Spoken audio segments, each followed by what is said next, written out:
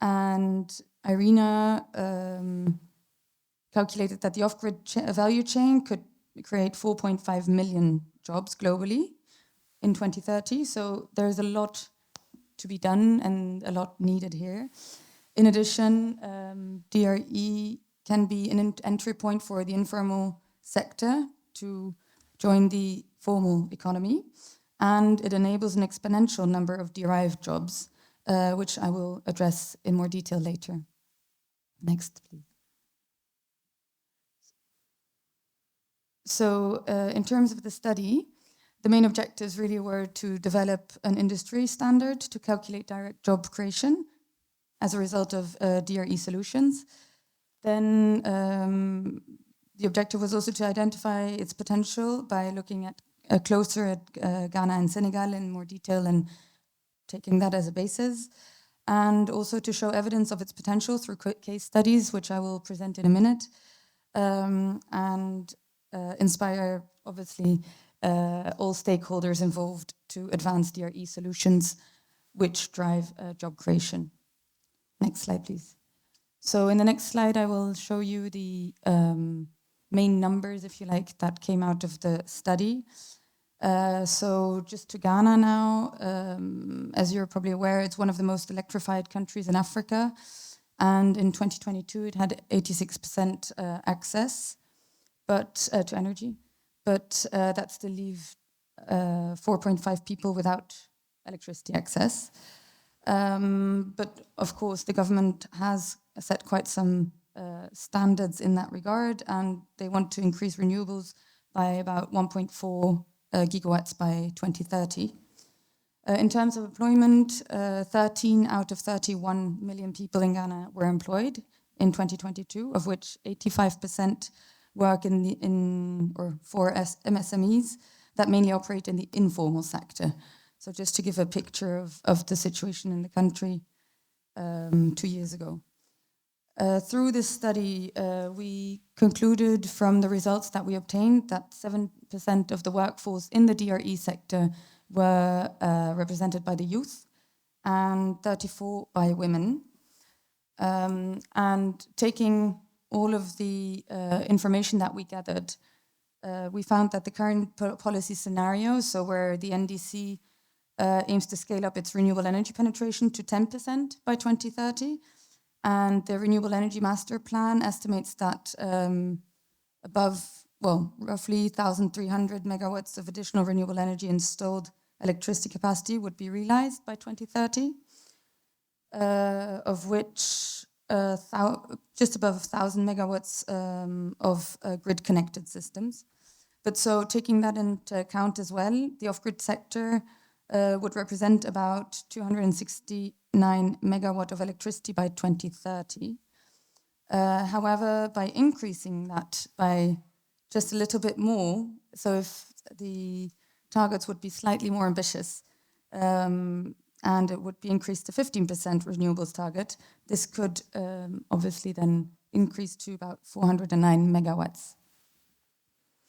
Then on another point as well, so the business as usual policy scenario would lead to about 16,000 jobs in the sector, while the slightly more ambitious policy objective would create 24,000 direct jobs in the sector. So I'm not talking about induced or indirect jobs, but really direct jobs in DRE purely.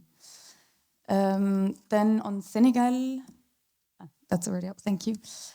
So on Senegal, also just to give you a big picture, 68% of electricity access in 2021. It depends on the source, but roughly around those lines. Then the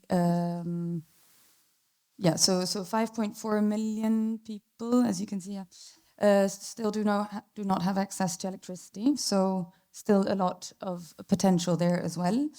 And the government there too has very ambitious targets. So to have 2,500 megawatts of renewable energy by 2030. So these efforts actually by the country have also led to lots of SHS and mini-grids who dominate the DRE's solutions. And there are more mini-grid beneficiaries than in any other West African country, so that's quite notable for Senegal. If you could go back a bit on the slides, that would be great, thank you. Then in terms of employment, in 2022, so 5 million of Senegal's 18 million people, so again, a relatively small percentage were employed, and of whom 97% work in the informal sector. So that's, again, quite a significant number. Here again, the numbers in terms of youth and women were relatively similar. So 10% of the workforce was represented by the youth, and 35, I believe, no, 23 by women. So in the next 3 slides, I'll just show you some key case studies that will give you an impression of how DRE impacts job creation. So in the next one, that's the first example. Thank you. This is in Ghana, a project by Rise Energy, where they installed 5 kilowatts of wind turbines and 40 kilowatts of PV. This created about 20 direct jobs in the village, and it was enhanced with trainings and O&M to ensure job creation and promote the transfer of skills.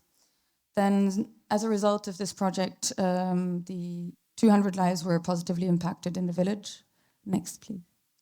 In the next example, you can see an example in Senegal, where 55 direct jobs were created due to their intervention in Senegal, where these 55 were covering a wide range of different employment levels, so not simply technical workers or anything like that, but beyond that, going from management to administrative and technical roles, so really in the whole aspect. Then in the last example, you can see a project by Schneider together with, in cooperation with its project partners. They set up a 64 kilowatt peak solar and energy storage solution in the village. And this project was particularly targeted at empowering women and conceptualizing the bigger impact that this project could create. And so therefore 4,500 local entrepreneurial jobs for women were created in 5 years. So this is quite an impressive case study in that regard. So how did they get there? They combined it by capacity building activities on entrepreneurial skills, by advancing electricity skills, obviously, and by ensuring that the local banks support the entrepreneurs with microloans. So basically, as a result of this community involvement throughout the project, the local banks supported the entrepreneurs in the village who had access to electricity with microloans. And this resulted in another 200 indirect jobs in the village.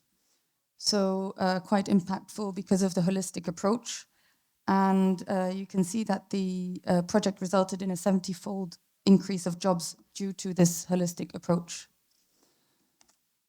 So the key findings, the next slide just of the part of the key findings of the study is that obviously least cost electrification option by DRE, which for the remaining 675 million people worldwide.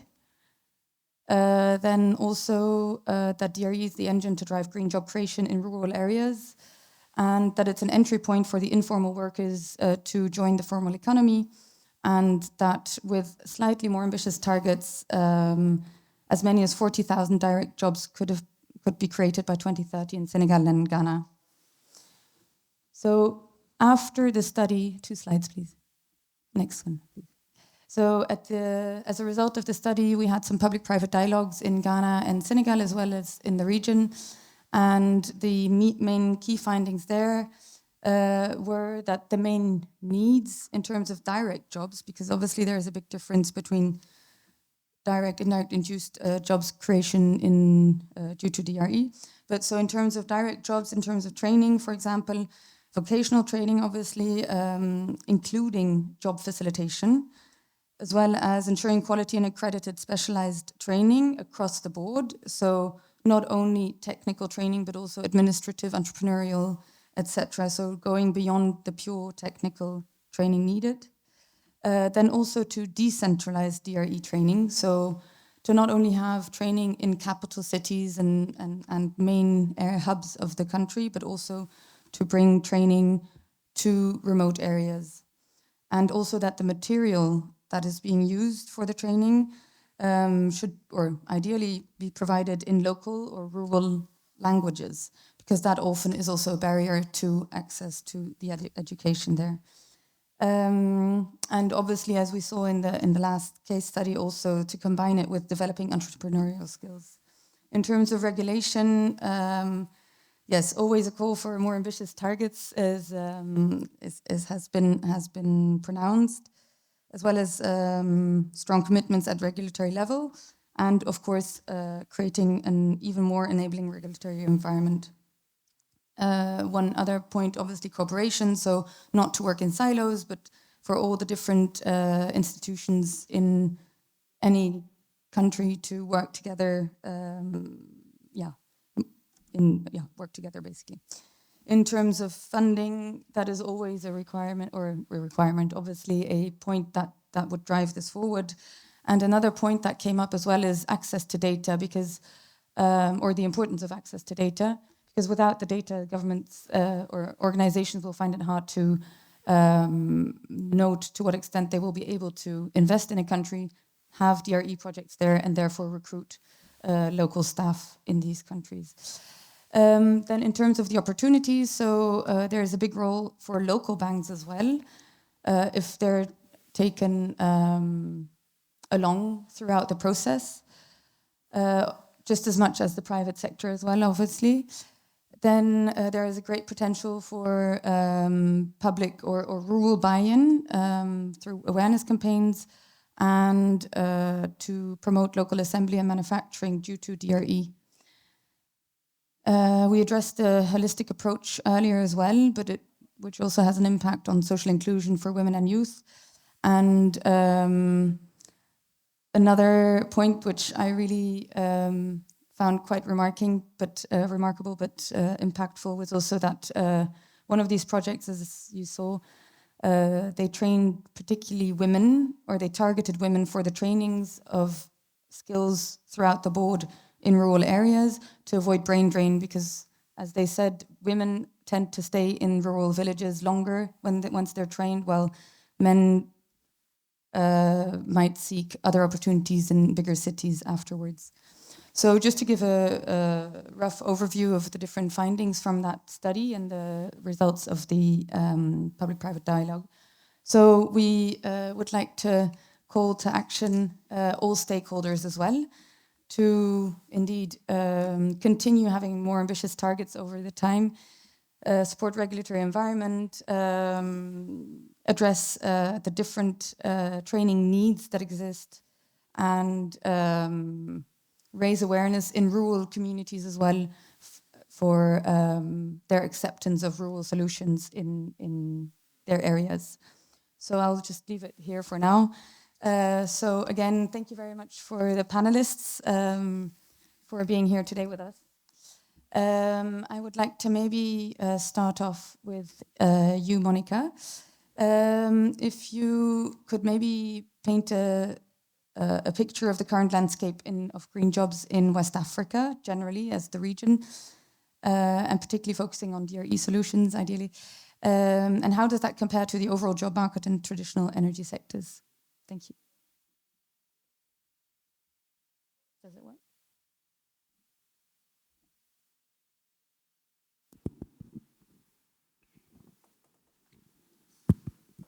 Hello, everybody. Good morning. My name is Monica Maduekwe, and I work with the ECOWAS Center for Renewable Energy and Energy Efficiency. ECOWAS stands for the Economic Community of West African States, for those who don't know. And I like to explain it as the European Union, but for West African countries. So, first of all, Julia, thank you for that very good presentation, talking about jobs created in Ghana and Senegal. These are two member states of ECOWAS. And ECOWAS can be said to have influenced this, tying from our regional renewable energy policy. This is how we create jobs at the member states level. So in 2013, the heads of states of the ECOWAS member states adopted a regional policy, and among others, that regional policy foresees that by 2030, about 25% of the ECOWAS population will be served with clean renewable energy products. So this is about 100 million of our population, because we're over 400 million now. So how do we create jobs? And what is the job landscape in West Africa? From the policy, the member states are able to come up with national policies or national action plans. And these national action plans stimulate investments. Just like you've mentioned in Senegal and in Ghana, we have a lot of this also happening in Nigeria and other member states. And not only that, ECRI also provides grant facilities that helps the private sector to implement decentralized renewable energy. As a result of these projects, we have jobs being created. Now, you've given numbers for Ghana and Senegal. For us, all the member states would have to produce these numbers. So we could have from a few hundred of thousands of jobs. It's not easy to get that number. Fortunately, we don't really have member states providing those numbers. But we know that a lot of activities are being done. We've seen a lot of projects coming online as a result of the regional policies. We've seen a lot of grant funding made available through the rural electrification agencies across West Africa. And besides just installation, marketing of renewable energy products, right now ECOWAS is looking at green jobs throughout the supply chain. So borrowing the definition of green jobs from the ILO, we see green jobs as jobs that contribute to improving the environment, but as well as using environmental friendly technologies and processes. So for us, we're looking at the process of extracting, for example, lithium, which we know is a very vital, critical mineral in the energy transition, down to manufacturing, processing, then when we come to marketing, installation, distribution, as well as the use of renewable energy, maybe for agricultural activities. But when we look at the state of green jobs, we see that from the upstream, which is the extraction area, there's a lot of activities there, but this is usually informal. There's a lot of informal and artisanal mining going on. And not enough data is being captured where we are looking at how many people are employed in extraction of raw materials, how many of that is actually going down the supply chain to produce renewable technologies. So there's not enough data being captured.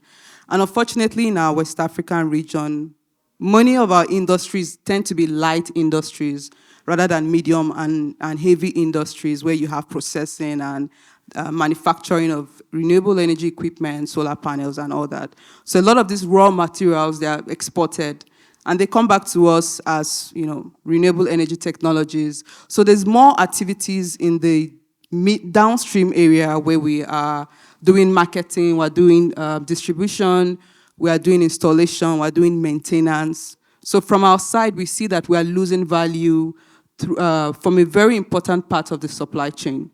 And this is something that ECOWAS is also looking at, how to make sure that there's value addition from the top of the supply chain of decentralized renewable energy or renewable energy in general. And besides that area, we are also interested in youth development. I'm happy your report covers youth. We have a Catch Them Young initiative where we try to increase the capacity of young people by providing grants to them to do research. And CAS, who is a co-organizer of this session, works with ECOWAS to implement such initiatives. So we've been successful in providing grants to over 12 young energy researchers. We've helped them to publish papers in ECOWAS Journal and also international. So generally, just to summarize the landscape, there are a lot of activities, but we're also missing the data. We're missing the data from the upstream. And the second issue is that we have a lot of activities in the downstream where you talk about distribution, marketing, installation, and maintenance. So we're really losing value in the supply chain. Now, the last question which you talked about, the comparison between the traditional energy sector and DRE. Well, in West Africa right now, our energy system is very much conventional driven. As I mentioned, we have a very ambitious target to see 25% of the population using decentralized renewable energy. And we also expect that by 2030, about 48% of our electricity will come from renewable energy, but we still have a long way to go. Mostly we use a lot of conventional fossil fuel. So these people are mostly employed, especially if you're looking at the total value chain of the energy sector. So we still have more people in the conventional employed. And we will see that changing with time, especially as we're able to mobilize more investment for projects to be realized. Thank you. Thank you very much for that picture. Maybe continuing in that sphere, Lucas, if you would be able to give us a picture of Nigeria, seeing that we're today in Nigeria as well. Thank you. Thanks, Julia. Good morning, everybody. So I'm kind of jumping in here for our regional program, CAS regional program on energy security and climate change based in Nairobi, Kenya. And allow me to briefly introduce this organization as we are co-organizing this panel here. So our regional program in East Africa is mainly focusing on improving of political and social framework on climate change, fostering regional and national policies on climate change, as well as knowledge development, to enhance cooperation between Africa and the EU and Germany. And in West Africa, we are partnering with the Alliance for Rural Electrification. So allow me, as I am the deputy country rep of the Konrad Adenauer Stiftung based here in Nigeria, to talk about the Nigerian case and also in a broader manner. So in general, green job creation is maybe or most likely one of the most important tools for emerging, for struggling countries to lift people out of poverty. And as this discussion is circling around challenges and opportunities of green job creation, I would trickle that down to the Nigerian case. And I want to start with the opportunities of green job creation in Nigeria. So if we look at the figures, about 5% of the Nigerians are unemployed. These are official data. In real terms, the rate will be way higher. So it shows that there is the basis, or there is a huge potential for work regarding labor force. But more interestingly is if we look at the breakdown of this rate. According to the official figures, 5.9% of the Nigerian females are affected by unemployment compared to only 3.9% of male Nigerians. Also, according to the Federal Ministry of Finance, more than 50% of the Nigerian youths are affected by unemployment. What does that mean? It means that unemployment and joblessness hits vulnerable groups even harder than, in this case, male Nigerians. So it also shows that if green job creation is done in the right way, in a proper way, that it is a possibility, it is a tool, it is an instrument for vulnerable groups to achieve a certain kind of equality. On the flip side of the coin, the main challenge for green job creation in Nigeria is insecurity. Because insecurity is hindering the creation of jobs. I would like to cite something from the Nigerian business newspaper Nairametrics, what they wrote in February this year. They said, insecurity hampers agricultural productivity and undermines the potential for rural development and diversification.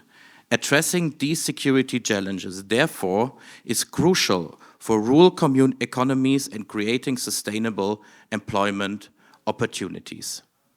So, if we look at the Nigerian case, insecurity is an overall problem.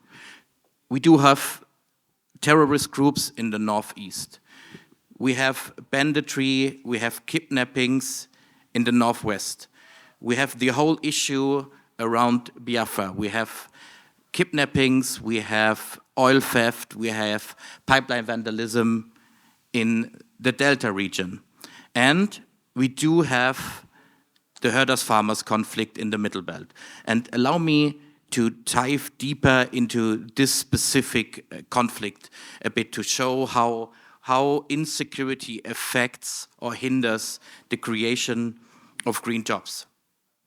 The initially in the north-based nomadic herders are forced to move to the south as their land, as their usual initial area is affected by the climate change, what leads to the desertification of the region.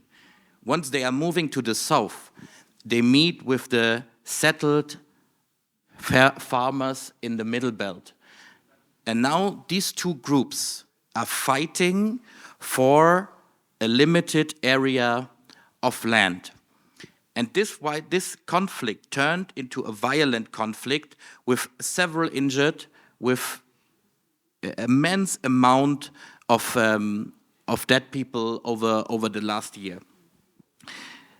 So in such an area where violence thrives, or where violence is existent, green job creation can't thrive.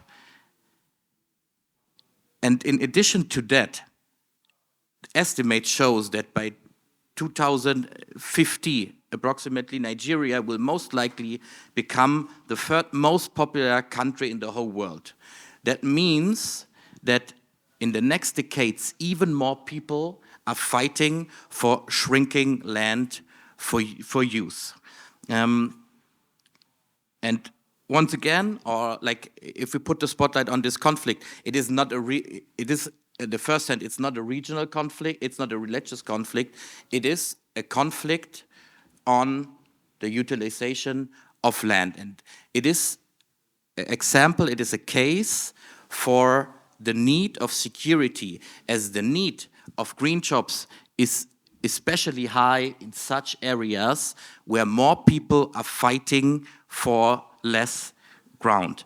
And to just stop here and to summarize it, it is the foremost duty of a country, of a state, to provide a certain kind of security to achieve an environment, or to create an environment where people do have better perspective, where more investment, where sustainable investment can be possible, because sustainable investment will lead to more jobs, more green jobs.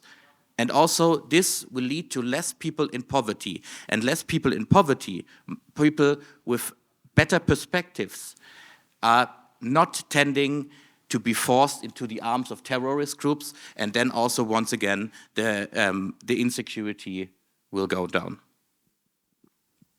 Thank you very much for this insight. Indeed, that security aspect is also very important for the creation of jobs in Nigeria in this case, but also in other countries. So maybe moving on to Kai, could you maybe tell us a little bit about the main obstacles hindering creation of green jobs in the region from your perspective? Please go ahead. Sure, thank you so much, Julia. And it's an honor to be sharing the platform over here with my fellow panelists. My name is Kai Foster. I'm here representing Transforming Energy Access Learning Partnership. We are based in Cape Town, and we essentially work on capacity building at master's students level at professionals level. And then we also work on expanding a network of southern expertise where we can help our partners to share resources and to basically set up collaborations between them. So I can speak only from the South African perspective, or at least the Southern African region, in terms of some of the obstacles that we face for green job creation. South Africa is a country where we primarily built our economy on coal. So as it stands today, our energy mix is still completely dominated by coal at about 67%, or 2/3 of our energy mix at this stage. Whereas renewables only count for about 11%. So I mean, if we compare this to countries like Ethiopia, who are currently sitting at almost 100%, I think they've got about 99%. Renewable energy in their mix. We look at somewhere like Kenya, which is also high, up at about 90%. So South Africa still has a long way to go. So obviously, because our renewable energy within the mix is still somewhat limited, we don't have that many green jobs actually going around at this point, so we need to first diversify the energy mix and increase the amount of renewables that we do have and increase the capacity.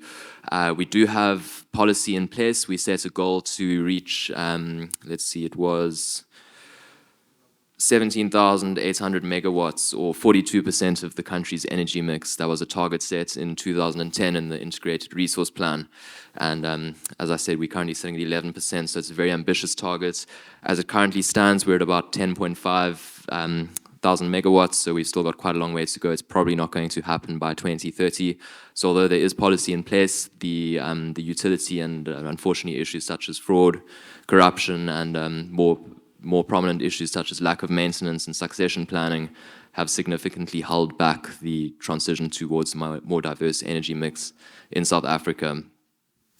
South Africa as a country also has some of the highest unemployment rates in the world. In the first quarter of 2024, we were sitting at almost 33% unemployment for adults in the country. So most of the Southern African region, for that matter, does lack skilled workers and the knowledge, values, competencies that are needed to help work towards a more diverse energy mix and to basically fill the gaps where we've got these green jobs. And as it currently stands, it's only about 38% of South Africa that actually has a high school qualification, and that figure drops a lot lower when we look at people with a bachelor's degree, where it's only about 6% of South Africans who have tertiary education or higher. Now, as I briefly mentioned earlier, another big issue that we've seen in both the public and private sectors in South Africa is a huge lack of succession planning.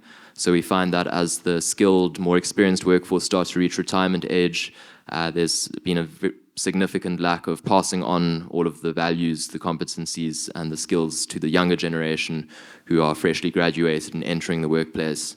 Another significant issue that we've seen as well, especially with younger South Africans, mostly my demographic, is a very significant brain drain, where a lot of South Africans have been choosing to leave South Africa, a lot of the skilled workers who held a lot of promise to contribute towards green job creation and to fill those green job gaps. And a lot of them have been leaving South Africa in search of better financial opportunities, better career opportunities up in places like London, Amsterdam, and Australia. So I think beyond that, the last point, was about the brain drain.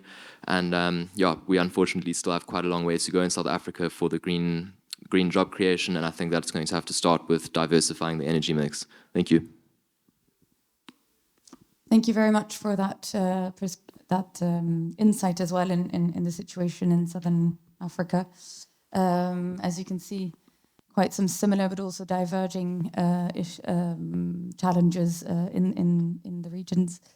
Now, maybe also going back to the Nigerian case, Honorable Solomon Bulus-Marin, could you maybe tell us a little bit about the situation in Nigeria as well, but more also how the government addresses green rural job creation potential and the challenges that the government has there and the different actions taken? Thank you. Thank you very much. Good morning to everybody. Honorable Solomon Marin is my name. I'm speaking here for the African Parliamentary Network on Climate Action. And thanks to CAS for building capacities among parliamentarians across the region. And today we can proudly say many of those laws and policies exchange between parliamentarians in most of these countries have become possible. And today, even though Nigeria was the first country in the region to have the Climate Change Act, which also spelled out many of the issues we are discussing today. Nigeria also have assisted many other countries within the African sub-region to also have similar laws in their various countries. This, we are sure, it will create more opportunities for green jobs to emerge from the processes that have evolved over time. Africa has a very great advantage of a young population. Today, Africa is one of the youngest countries on continents on Earth, with over 70% of its population under the age of 35 years. It means that the human capacity is there, very talented and innovative. This can be seen from many other sectors like the Nollywood and the rest of them. We could see how Africans are doing well in those sectors. It means they can also do well in many other sectors if the right economic and business environments are created. Before 2022, it would have been difficult for us to be discussing decentralized rural electrification projects in Nigeria because the issue of electrification was in the exclusive list in our constitution, making it very, very unlikely for anyone to delve into it except with the permission of the federal government, which created a lot of bottlenecks in energy efficiency and having access to energy, even in the rural areas. Nigeria energy access today stands at about 60%. Roughly about 60% of Nigerians have access to electricity. And in this, you will find out that 41% rural areas have access to electricity. And the Nigerian policy plan is to have 75% access by 2030. And this can only happen if the right policies and laws are in place. And so as parliamentarians, we follow up on some of these laws and policies to ensure that they are put in place. And after we amended the constitution and removed the issue of electricity from the exclusive list and is now listed on the concurrent list, showing that subnational governments can also intervene in electricity distribution, even transmission and production also. And that is to say that it is easier for us to talk of decentralized electricity to the rural areas through this subnational government. And today, because of their constitutional amendment, almost about 90% of the states in Nigeria have created the ministries of energy. And they have also created agencies that are charged with such responsibilities. So I think as far as the environment is concerned, in terms of laws and policies, it is very ripe for anyone to approach the local governments, the states, and even the federal government on how these programs can be achieved successfully. But like other speakers have said, Nigeria government, most especially, needs to do more, because with all the policies on ground and the insecurity in place, it will be very difficult for anyone to operate and succeed extensively in this area. And most especially, you are taking up a community in a rural area, and then you are supposed to provide energy for that community, and then you are not sure of the safety of your equipment and the investment that you have made. It makes it very difficult for investors to come in. And by not coming in, these are ways in which we are hindering the creation of green jobs across the country. So for us, we believe that engagements like this will help in providing information, most especially to parliamentarians, on what other policies do you think are absent in what we have today that parliamentarians can work on to ensure that we bridge that gap to bring about a success in this. But government needs to provide more security. Government needs to lower tariffs of imported raw materials for processing of green jobs in Nigeria. Government also needs to give incentives to people who are investing in green jobs creation in Nigeria, such as tax holidays, and give them also pioneer status for people who are creating green jobs, and also ensure that there is an environmental system that supports small businesses to grow. And I think it is very important that some of these are put in place. So after in Nigeria, most especially after we amended the constitution and was signed by the president in 2022, we went ahead to amend the Nigeria Electricity Regulatory Commission Act 2003, which was also signed into law. And this act gives more powers to the regulators to enable them work on fit-in electricity from renewable sources. Hitherto now, even if you produce electricity from renewable sources, it is going to be very difficult for you to fit it into the grid. And that makes it, people making a lot of waste in terms of when you have bigger productions and then you are only able to consume a little. So that was also not helping. People could recover some of their costs from what is imputed into the national grid, while they are still utilizing the remaining production that they make. So this law today has been amended, and it has opened, it's a brown field for investors to come in, because there are solutions that will be required in this. There are meters that will be required to measure fit-in energy into the grid. Investors can produce some of these meters. So there are system solutions that are required in order to monitor, maintain, and keep these grids and the fit-in mechanism in place. All these are open areas where investors can come in and invest. And if you look at in the areas of waste management, for example, you will discover that Nigeria's waste, urban waste collection, about 70 to 80% of it that is collected in the right process, but it's not recycled, or nothing is, no one does anything about it. They only take it to a dumping ground where it is dumped, and that is the end of it. And it is further decomposing there, causing more environmental hazards to us all in the world. So these are areas where investors can also leverage to come in. Only 4% of Nigeria's waste is processed.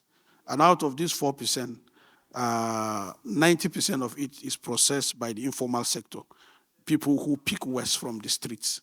They are the people who are actually utilizing this 4%, 90% of this 4%. So about 96% of waste collected is not processed. We do not use the degradables. We do not use the recycled ones among them to produce energy, biomass, and the rest of them. So these are areas, they are brown fields for investors to come in, now that we have all these laws and policies together in one place that can promote fit-in mechanisms into the grids. In case you are unable to have a decentralized system where you only produce for a particular community, you can produce in safe places and also fit into this grid. This will help reduce our carbon footprint as a nation, and it may earn us carbon credit for doing so. So these are some of the approach that the parliamentary network have done. And today, you discover that most of these policies and laws are almost the same in all member countries, because we share ideas, we network, and we exchange legislations and the rest of them. So these are ways in which we can promote green jobs within the continent and within the sub-region as well. So so many other agencies of government, which we have also looked into their acts, like the Rural Electrification Agency. All of them, within their acts, they have the powers to give grants to investors. Because the problem with renewable energy is that the initial cost is very high. And so investors find it very difficult to put so much money, and then the recovery time is very long. So it's not attractive. But if you go into collaborations with some of these government agencies, it will help in reducing that initial cost, and it will also increase green jobs within the continent. So I think most of these agencies are already working in that direction. For example, the Nigerian Agency for Science and Engineering Infrastructure, NASENI. NASENI has entered into collaboration with many agencies, many companies. The last time in COP28, they signed agreement for a $50 billion lithium battery factory in Nasarawa State in Nigeria.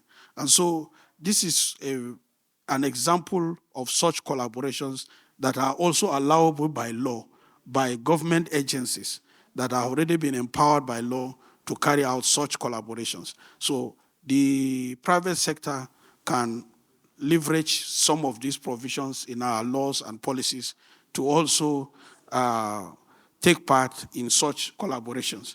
And the Parliamentary Network Forum is looking at the entire sector of the economy. In the area of agriculture, we're also looking at climate-smart agriculture, regenerative agriculture. All these processes will help in creating more green jobs and reducing our carbon footprints. And we feel that the right laws must be in place.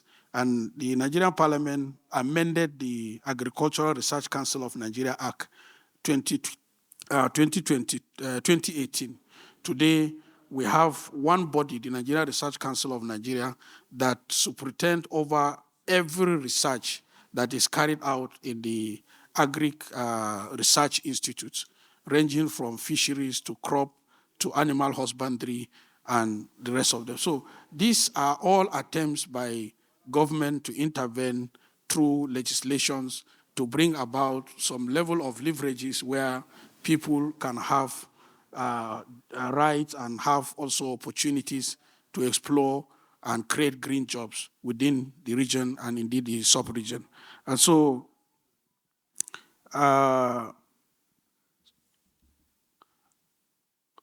we are looking at many of those laws, even within the subnationals. Like, for example, if you look at the Lagos State Environmental Protection Agency, you will see that their core policy mandate in terms of waste management is to protect, to improve the environment, provide solutions, and provide varied solutions to environmental challenges. And these are all issues where we see them as brownfields, have them in government prints in black and white, and the laws are also there to protect investors in that area. And I think it is easier for us to work on increasing energy access in Africa through some of these mediums if we leverage on them. And I think I will stop here for a moment, and if there is need for me to continue, we still have a lot that we have done that we need to talk about. So thank you very much for the opportunity. No, thank you very much for that picture that you just drew there, and also thank you for raising the importance of the collaboration between the government and the private sector to drive DRE forward. And also quite nice to refer maybe in terms of the recycling that you addressed. We'll have a session tomorrow actually on battery recycling. But that's just a side note. But maybe now to continue with a perspective from the private sector, if Cyprian, you would like to give us maybe a practical view on the subject of green job creation and what your experience has been and what skills gaps, for example, you've seen and what other challenges you have in recruiting the right Great. stuff. Thanks a lot for the opportunity. Want to say very big thank you to ARE for organizing this session, collaboration with CAS. It's great being in the midst of the panelists and, of course, all the audience. I will be coming just like from what Julia said, from the private sector. So I present Fronius. Fronius International is basically it's a technology-based company that has three facets, three business units. Delves into battery charging technology, welding, and then most importantly, and what we're all concerned about, solar energy. So I'm kind of responsible for the Western Africa region. So I basically conduct trainings for installers of our products and solutions. And with that, it's given me the privilege to come in close contact with the youths, most especially the installers of these products and solutions. And having said that, I will be coming from three perspectives. To say the truth, we've discussed a whole lot of, the reasons, contributory factors to, the generation of green jobs. And I must say that it's quite a wide spectrum that might not be exhaustible. It's also almost obvious that, yes, we see these solutions, we already know these solutions, but then actually putting it in play is where the challenge has always been. But hopefully, as time goes on, just like what Honorable Solomon said, we hope that we could actually get these things up and running. So I will be coming from standardization perspective, because right now, the solar energy market that's talking about renewable energy, which is one we can actually generate green jobs, is inundated with lots and lots of substandard products. That's like a fact, and that's something that really has to be looked into, because we find that taking I wouldn't want to say I'm going to blow trumpets here, but then when you look at a product that you can install and then have it running for more than 30 years and still going, I think that's something that would give whoever, the client, and of course the installer, some peace of mind, per se. So that's one thing that is actually obtainable with Fronius. So bringing it back home, it's absolutely necessary to ensure that the products coming through our borders are actually properly checked. They go through all the necessary standardization processes to ensure that these products are kind of certified to function properly here in Nigeria, for example, or the Western Africa region as a whole. So, because I believe that in so doing, it is not only going to increase the self-sufficiency percentage or coefficient, but it's also going to increase the job perspective in terms of a green job generation. Because it wouldn't make sense for you to have substandard products and then you have the installers installing these products and then each and every time having multiple cases of user churn activities. So that's one aspect. Another aspect I'm going to look at is in terms of shipment or import duties. Now, talking about the manufacturers, because in most cases, it's usually manufacturers tend to go through, or importers basically tend to go through hell bringing in products. So when they look at what it will take them to ship in premium products per se, and what it would, the processes that they have to go through with dealing with the border patrol and then the basic import duty procedures, it would kind of eventually discourage them from actually doing so, and then more or less giving them the, say, reduced opportunity to bring in such products, and at the end of the day, you now have products that are not up to par, per se, being shipped into the country. The third aspect I would want to look at is in terms of financing. So because of the current economic situation, not everyone is economically empowered to have these respective solutions installed for them. And of course, when you have most people thinking about how to get by the day in terms of funding for the basic amenities, you'd have a few of them really thinking about going for premium products that would better their lives eventually. So yeah, so it's something that we have to look at wholesomely to be able to reach a sensible solution, something that's really workable. Because yeah, we've been doing the talking for some time now, for a long time now.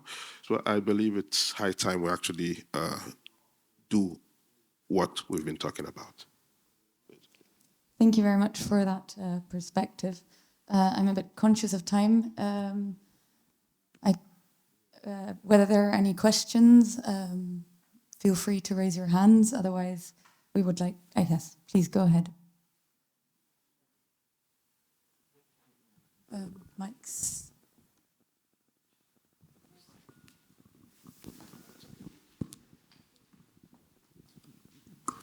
Thank you very much. Good morning, everyone. My name is Miracle. I'm from Power Africa Nigerian Power Sector Program. My question is around what we are doing to ensure that the workforce are also ready to take up these jobs.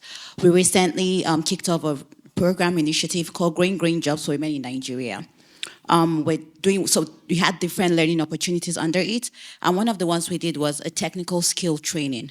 We had a slot for just about 100 women, and every time we put out a call for application, we had over 400 people interested. So it's obvious that, yes, there's the demand. People are really interested in taking up these green jobs, but they do not have the necessary skills, right, to be able to take on these jobs. So my question is, what are we doing to ensure that, one, we are actively training people, giving them the capacity building opportunities that they need to take up the jobs? And the second one is, what are we doing for women as well? Because research shows that women take up just, I think, 8% of STEM roles in Nigeria. So what are we doing to ensure that we get more women into the workforce in clean energy and green energy? Thank you.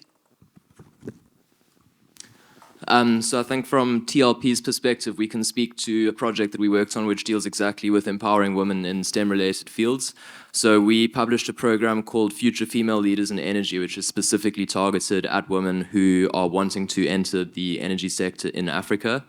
We're currently on our 7th cohort. Each cohort has consisted of about 30 women. And after a bit of market research initially, we basically wanted to find out exactly what the skills gaps were for women to be able to enter the sector.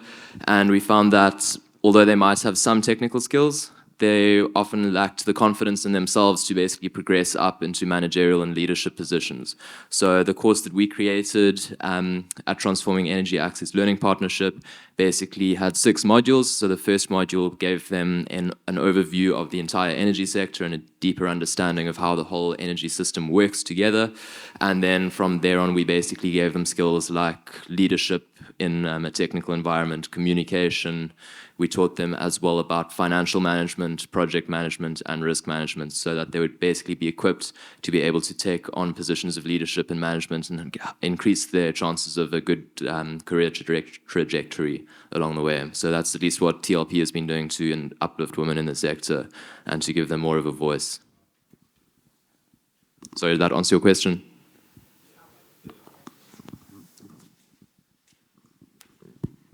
Yes, I'm happy to add to that.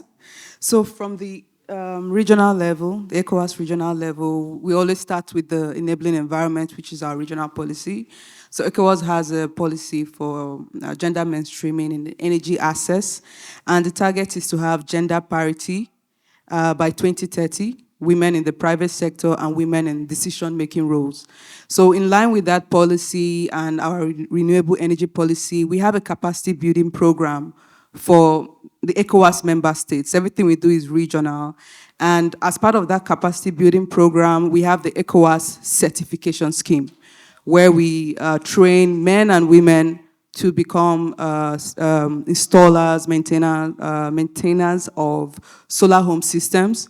And now ECRI is moving to training people to also be installers and of clean energy mini grids. So you're right, usually when there's call for the, proposals for training, you get to see a lot of interest for women. And even when we have normal, workshops and we want to have more women participating.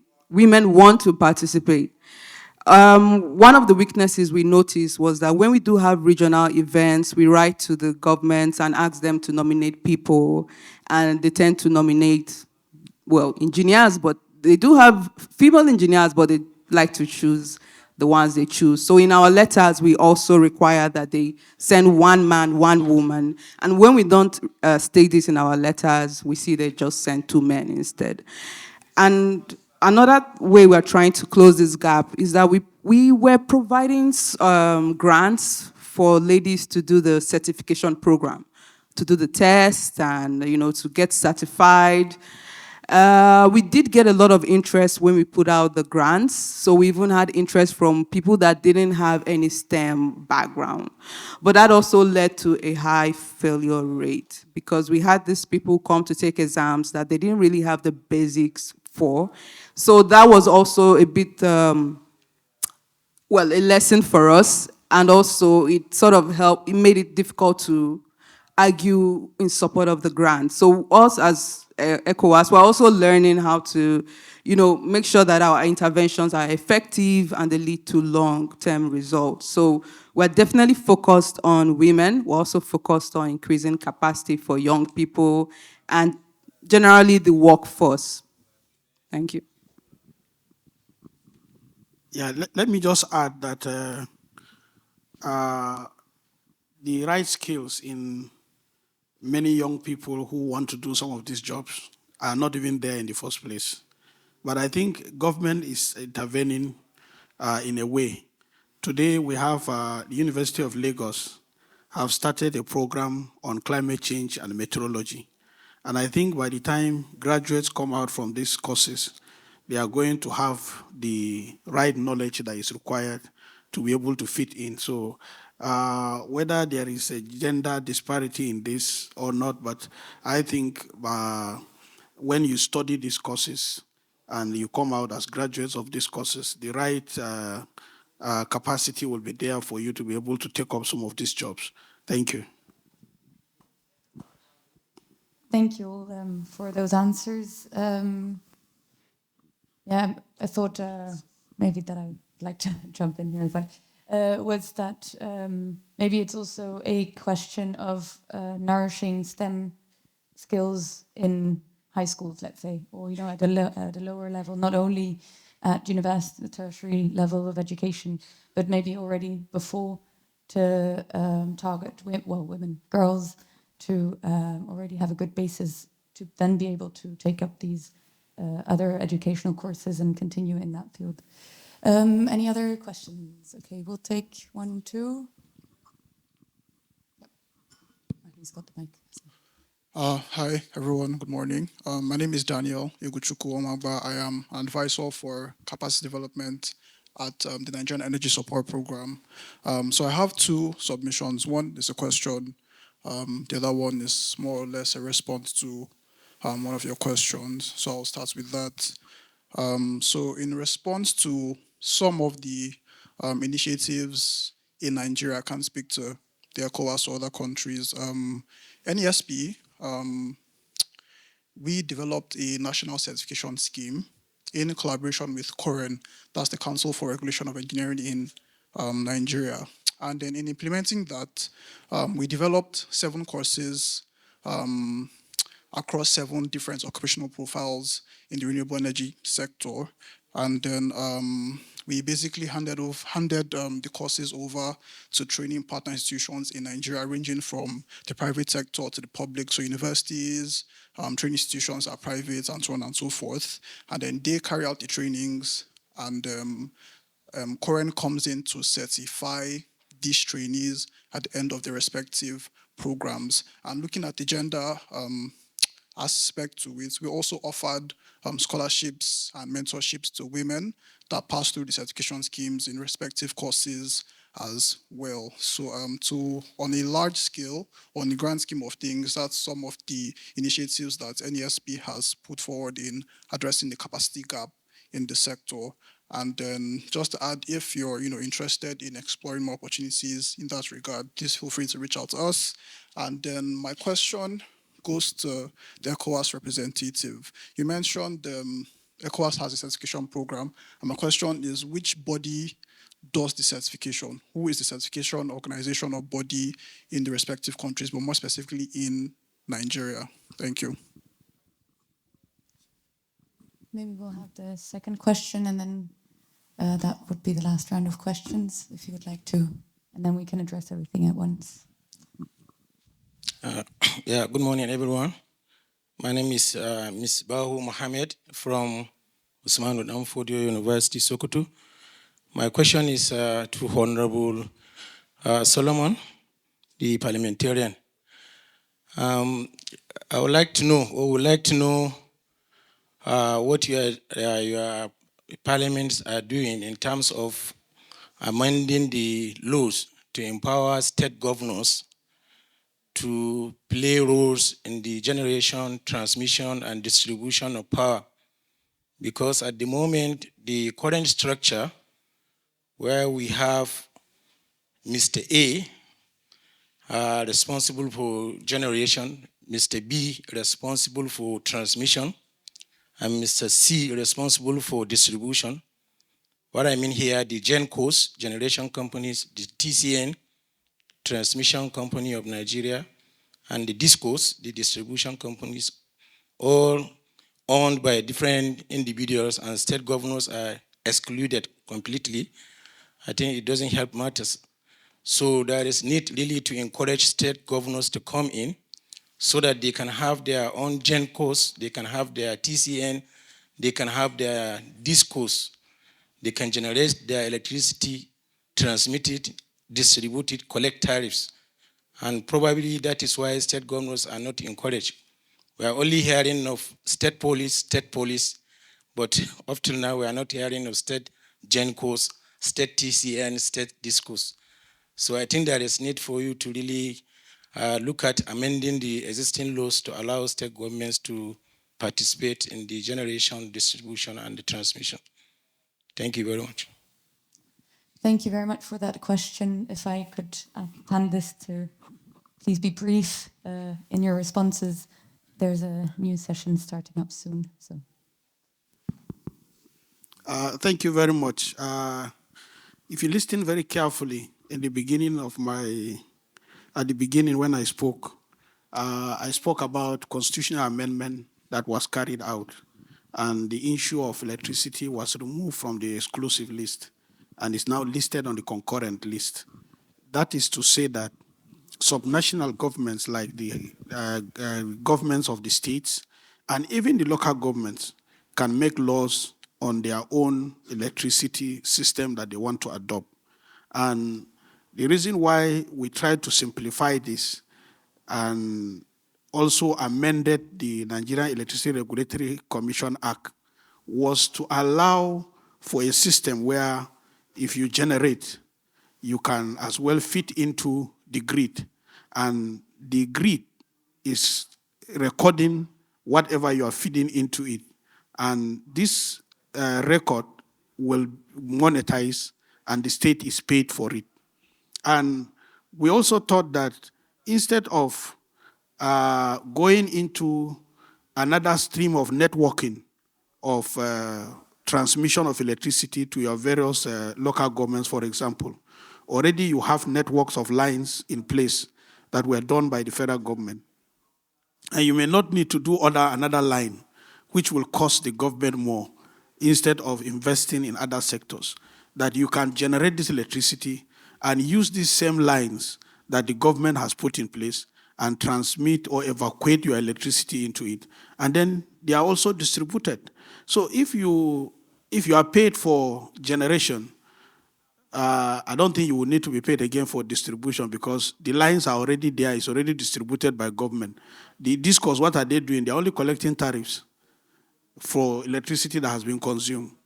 And that's the end of it. But if you sell to them and they distribute, they collect the money, I don't think you don't have to bother yourself, but you'll be paid for whatever you generate. And I think that law is done and dusted. So now the onus lies in the state governments to make their own electricity laws to regulate what they do in the electricity sector.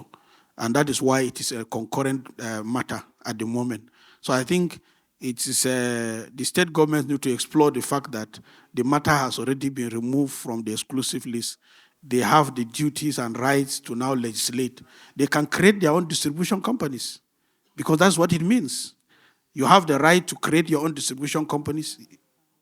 You have your right to also create your transmission companies and your generating companies also. So I think that has already been sorted out by that law. Thank you, sir.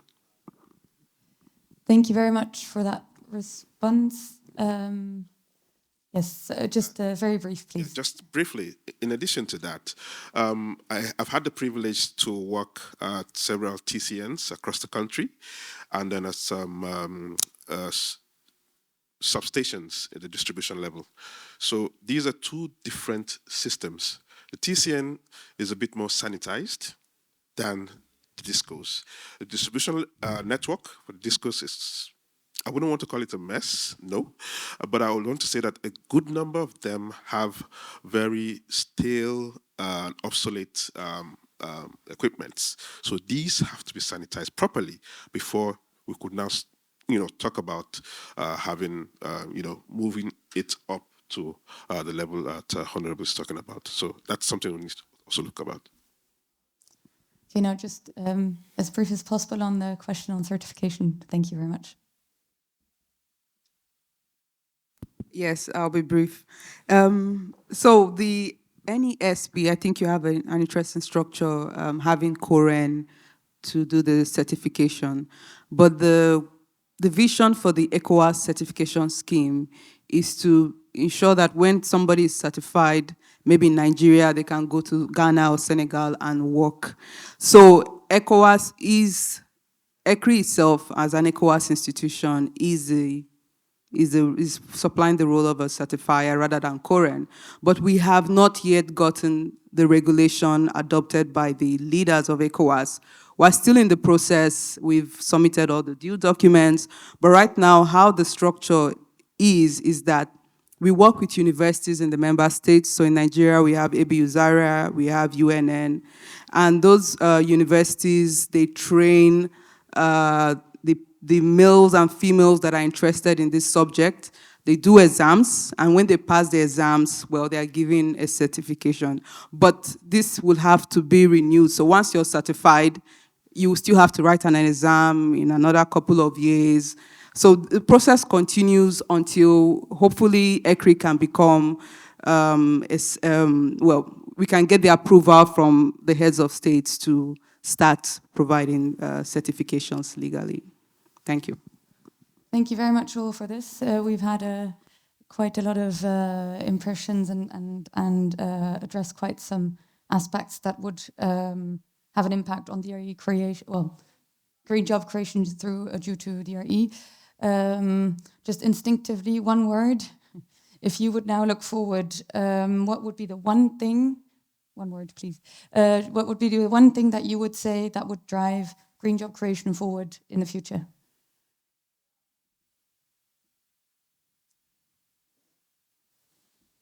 All panelists, please. And yeah. I think diversification. Any other panelists? Security.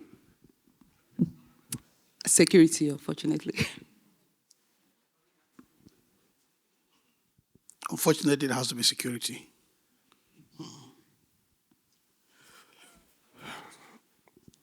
I have two words. Go ahead.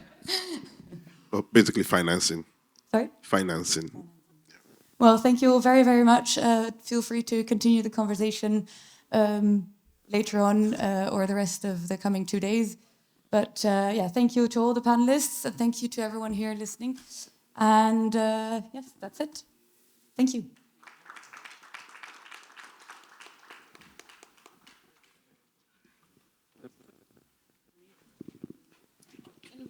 Please change our cards. We have a card. Yes. Your number. Okay. Your number.